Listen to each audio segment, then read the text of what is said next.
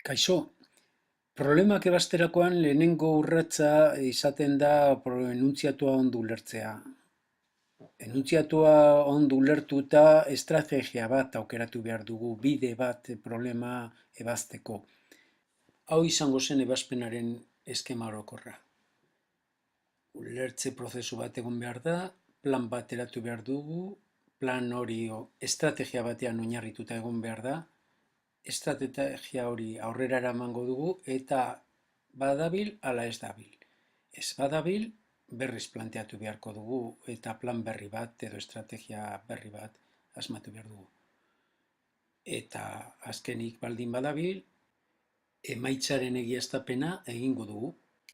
Problema honetan, 3 digitu ezberdin dituen zenbaki batekin egingo dugu lan.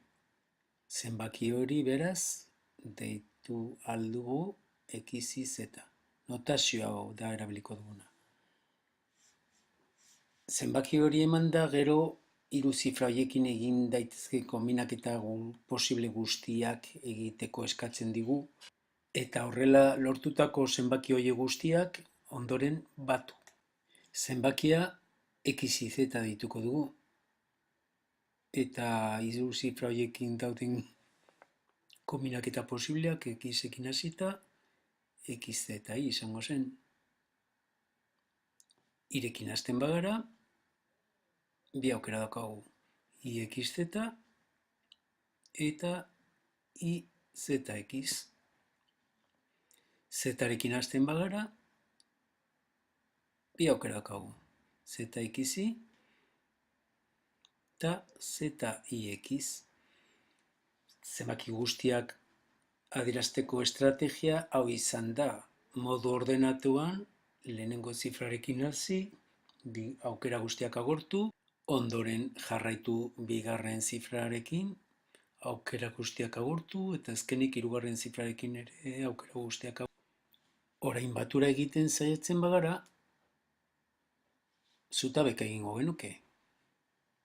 Hemen zutabe honetan, bi aldiz X daukagu, bi aldiz Y daukagu, eta bi aldiz Z daukagu.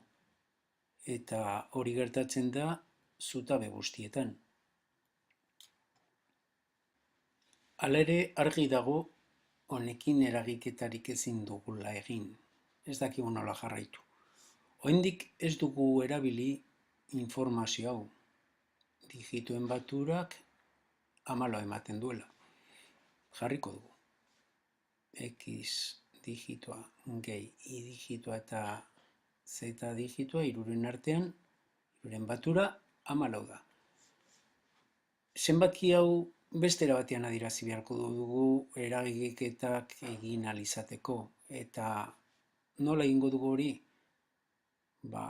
Okupatzen duten posizioaren arabera, unitateak, 10koak eta 100koak direla kontutan hartuta, danak unitatetara pasatuta, hemen daukagu X 100ko, matematikoki horrela adieraziko genuke, X bider 100.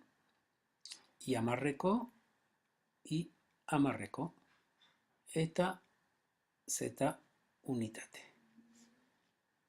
Horrela egingo genuke dauden zenbaki guztiekin, X 100ko, Y 10ko, eta Z unitate.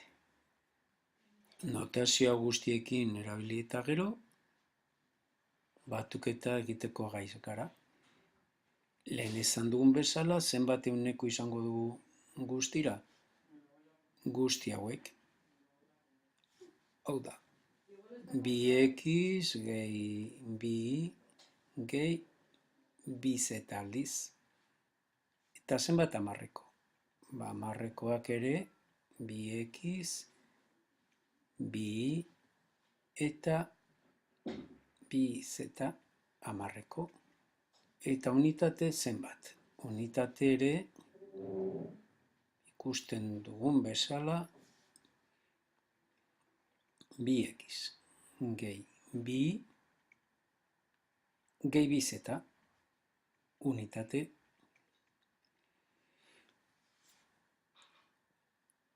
Ematen diguten datua kontutan hartuta, hauze,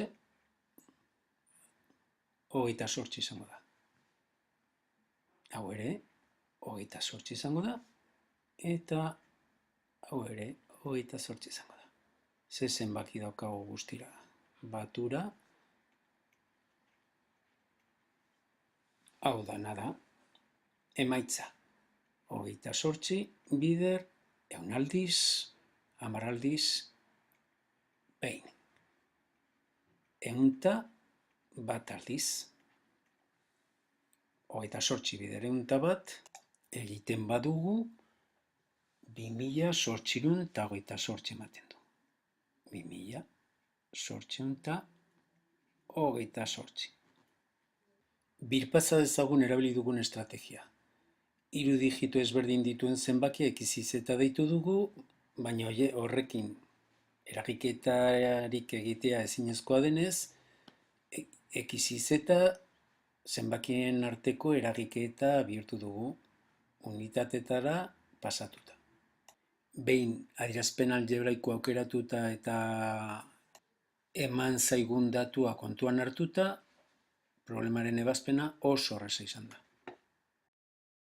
Eta orain zure txanda. Hemen daukazu problema berri bat. Kontuan izan, problema bat ebazteko ondorengo urratsak jarraitu behar dituzula. Hasiera batean enuntziatua guztiz ulertu behar duzu.